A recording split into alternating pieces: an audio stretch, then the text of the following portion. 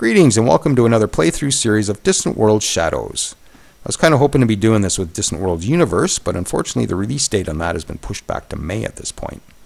So that gives us another couple months to have another kick at the can in Shadows. My game version is 1.9.0.13.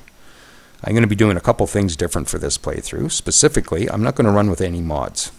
I'll come into change theme. You're going to see I'm running with the default mod. The only modifications in the game are going to be my graphic replacements, which are strictly just graphic replacements. They don't affect gameplay whatsoever. Okay. And I did have some requests to do another full-on micromanagement Age of Shadows gameplay, so I think I'm going to do that this time. So we're going to start in normal Empire and Age of Shadows. And we're going to have a spiral galaxy with 700 stars and 10 by 10 sectors. I made the sector count a little bit bigger for a specific reason. I'll get into that in a minute. Expansion is going to be pre-warp, of course. Aggression will be restless. And difficulty I've actually slid back to normal. And the reason I've done that is because I've cranked the pirates up. Or I'm going to leave the pirates at normal rather than cranking them back to very few and very weak. So this is going to provide quite a challenge for me because I'm not used to playing them with that. And I have played one game briefly with these settings, and it was quite interesting. So that's why I decided maybe I'll do a playthrough series with these. So the pirates are going to be nearby, and they will respawn once one faction gets killed off. Another one will probably take its place. And we're going to be running with many space creatures. And I've set the research cost to very expensive. I just find normal and expensive, these two settings here, are just way too quick. And I do like a bit longer tech tree, so I'm going to go with very expensive. Plus, because I'm at the normal difficulty, I'm going to be able to crash a lot of my research anyways. So we'll go with that. And we'll come into colonization and territory next. Colony prevalence is going to be plentiful, not just how many habitable planets are in the galaxy, all that kind of stuff.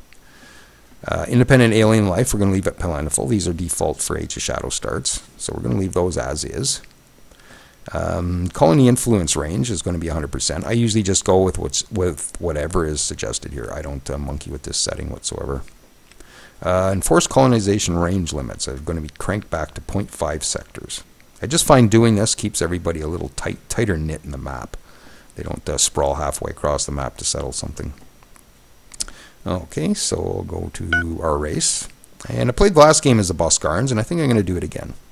They're a lot of fun. So they're an insectoid race that lives on volcanic planets, and we'll go into more of this once we get in the game. They have some special stuff like Shaktir Firestorm torpedoes and all kinds of good stuff like that. So we're going to just we'll look at this once we get in, and we can look around at other stuff too at the same time. Okay, our race, we're going to be the Caspalians, and I've made my own little flag. This is a lizard or a dragon or something. Outer core is where we're going to start. I find the densest stars are sort of right in that area, so that's where I kind of like to start. Home system will be normal. These are all default settings for Age of Shadow starts, basically. And size is starting, pre-warp, and corruption levels are normal. And Hive Mind is going to be our government, and we'll look at more at that when we get into the game. Okay, so other empires.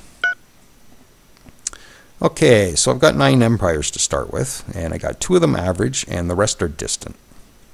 Yeah, we'll go with 3 average. There, 3 average, and the rest are distant.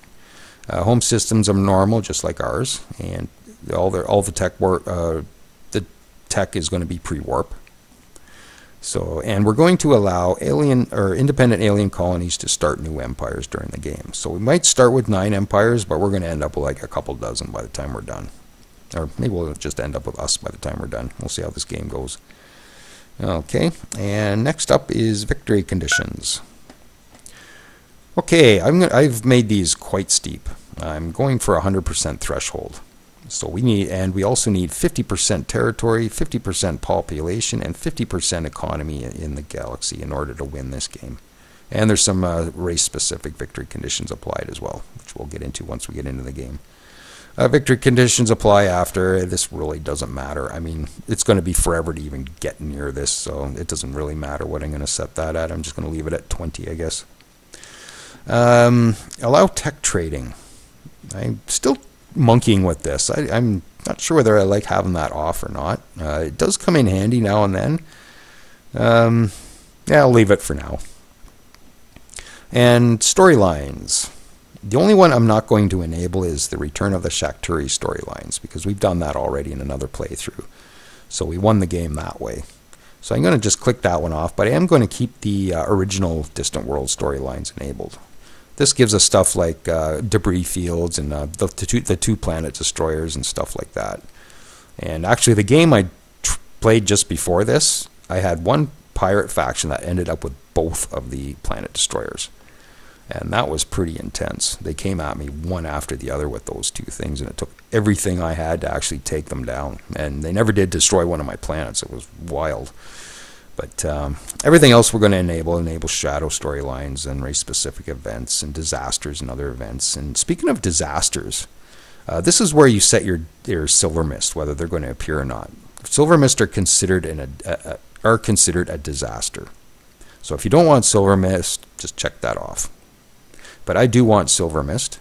I don't know whether I have ever come across silver mist in my playthrough series. I think maybe in one I might have, but for the most part, we haven't seen much in the way of silver mist.